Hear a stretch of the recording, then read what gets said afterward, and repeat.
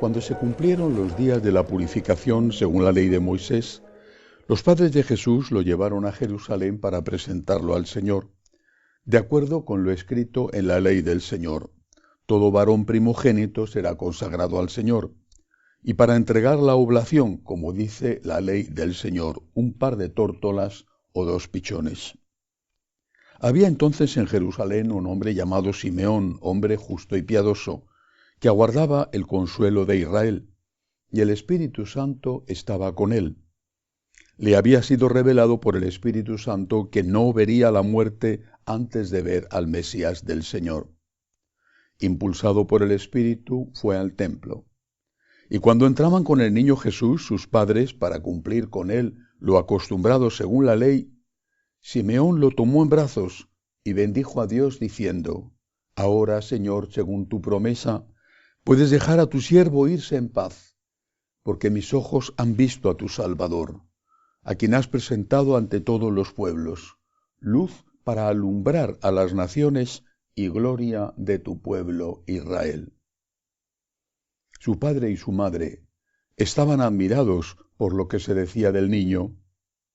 Simeón los bendijo y dijo a María, su madre: Este ha sido puesto para que muchos en Israel caigan y se levanten, y será como un signo de contradicción, y a ti misma una espada te traspasará el alma, para que se pongan de manifiesto los pensamientos de muchos corazones. Había también una profetisa, Ana, hija de Fanuel, de la tribu de Aser, ya muy avanzada en años. De joven había vivido 7 años casada y luego viuda hasta los 84. No se apartaba del templo, sirviendo a Dios con ayunos y oraciones noche y día. Presentándose en aquel momento, alababa también a Dios y hablaba del niño a todos los que aguardaban la liberación de Israel. Y cuando cumplieron todo lo que prescribía la ley del Señor, se volvieron a Galilea, a su ciudad de Nazaret.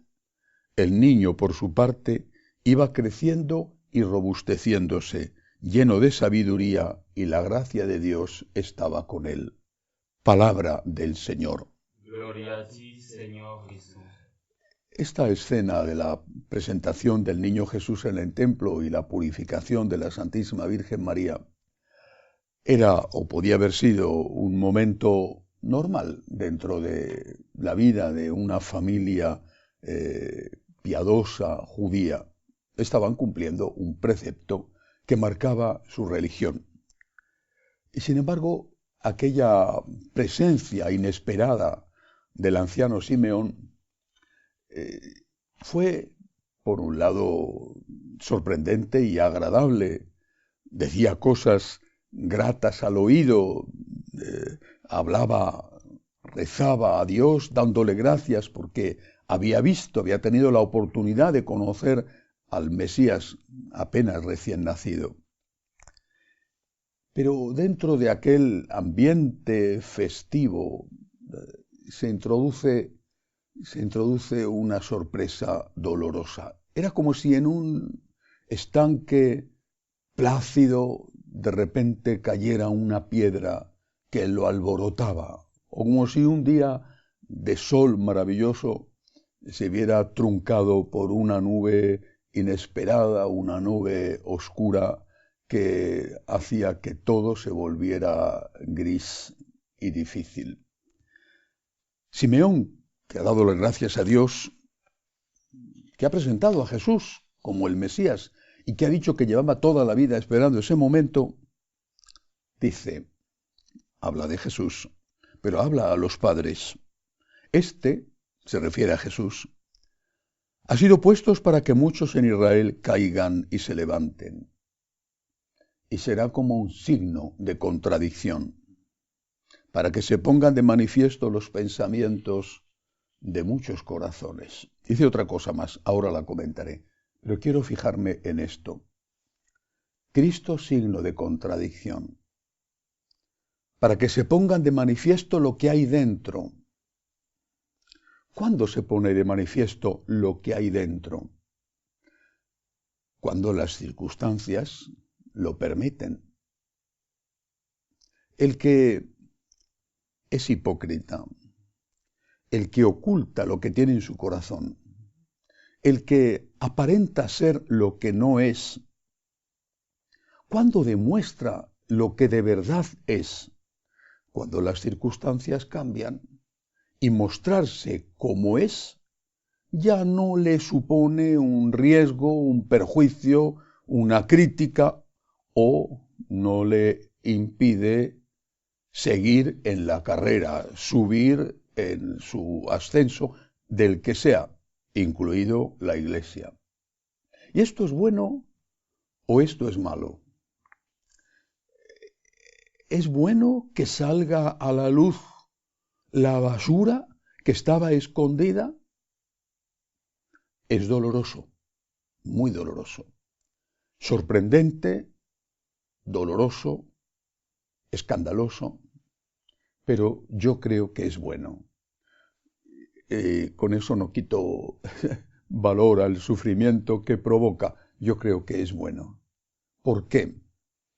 Porque esa podredumbre que estaba camuflada detrás de la sonrisa hipócrita, que estaba camuflada y escondida por la reverencia ante el que manda, cuando cambia el que manda, se muestra de verdad como es.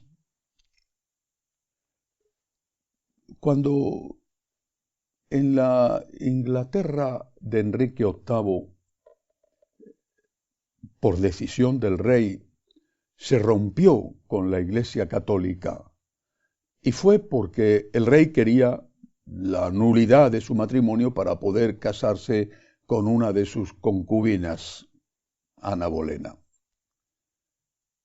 La reina le había dado una hija, él quería un varón y quería casarse con ella, con la concubina, a la cual más tarde hizo decapitar. Y como el Papa no dio la nulidad a ese matrimonio, entonces se separó de la Iglesia Católica. Afortunadamente a su mujer no la mandó matar, aunque la tuvo encerrada. ¿Qué sucedió? Se dice, es una forma quizá muy simple de decirlo, que Inglaterra se acostó católica y se levantó protestante. ¿Cuántos obispos decidieron jugarse la vida por ser fieles al juramento de lealtad al Papa que habían hecho? ¿Cuántos? Uno. En toda Inglaterra, uno, nada más que uno. Murió, fue mártir. Le veneramos como mártir, efectivamente, uno. Pero si eran obispos católicos, y seguramente que fervorosísimos obispos católicos, pero cuando llegó el momento de decidir a quién servían, prefirieron servir a alguien que se separaba de la Iglesia antes que jugarse la vida. ¿Por qué? Porque en el fondo, dentro de ellos, tampoco tenían fe. Este es un ejemplo histórico muy, muy importante, significativo. Apliquémoslo a nuestra época. ¿Cuánta basura está saliendo a flote?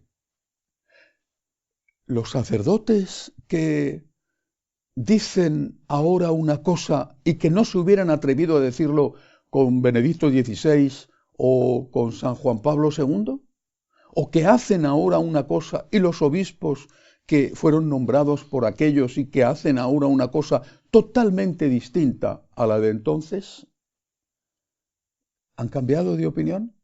¿O simplemente ahora están mostrando lo que de verdad son?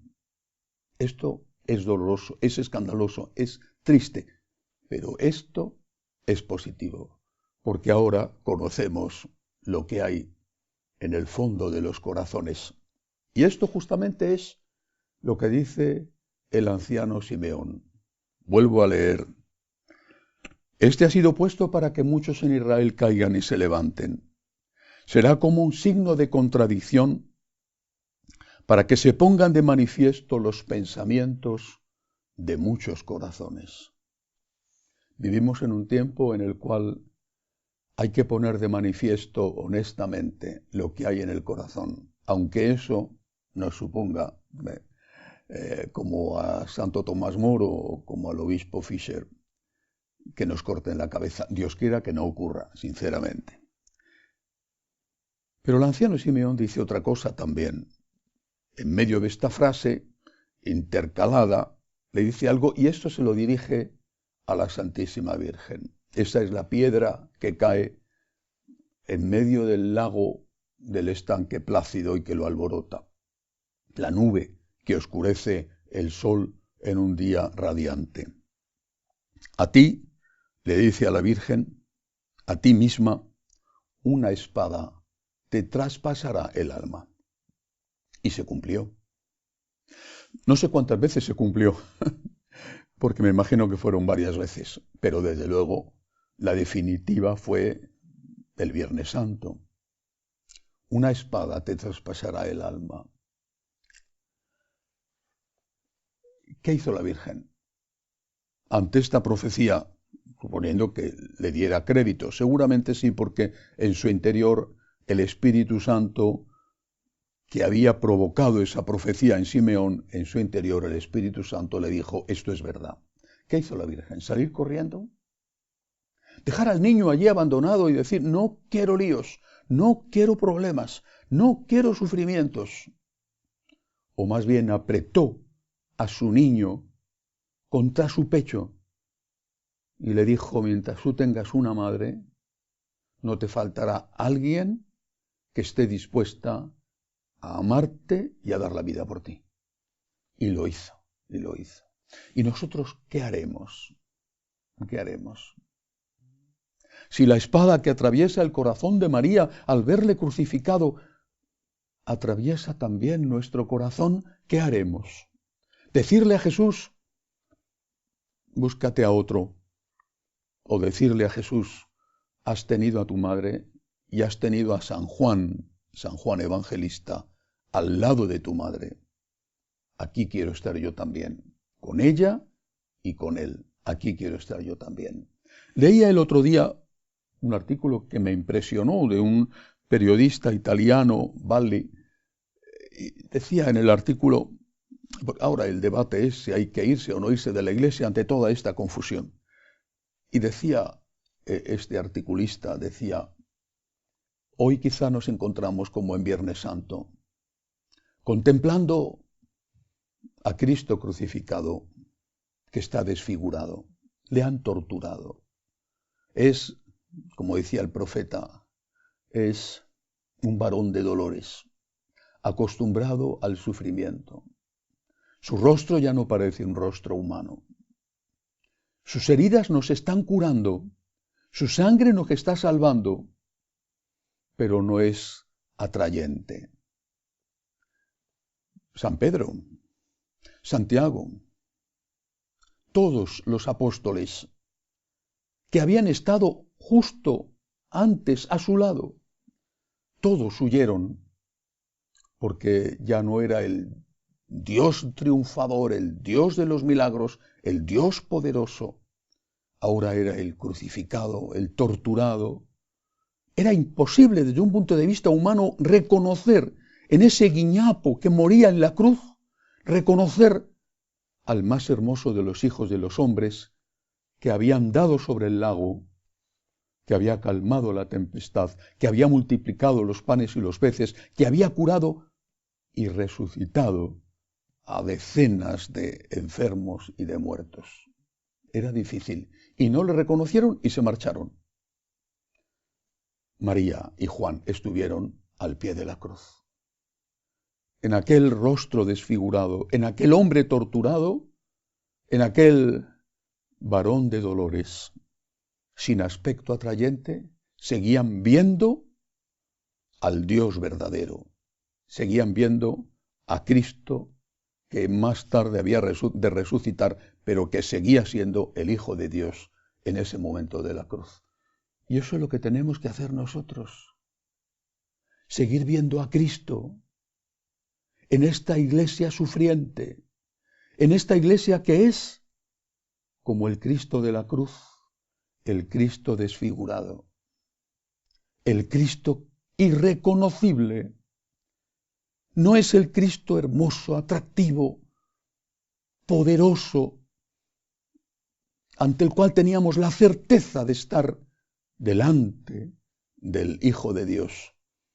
Es un rostro que no conocemos, es un rostro que nos da miedo, es un rostro que resulta repugnante, es un rostro que nos duele ver.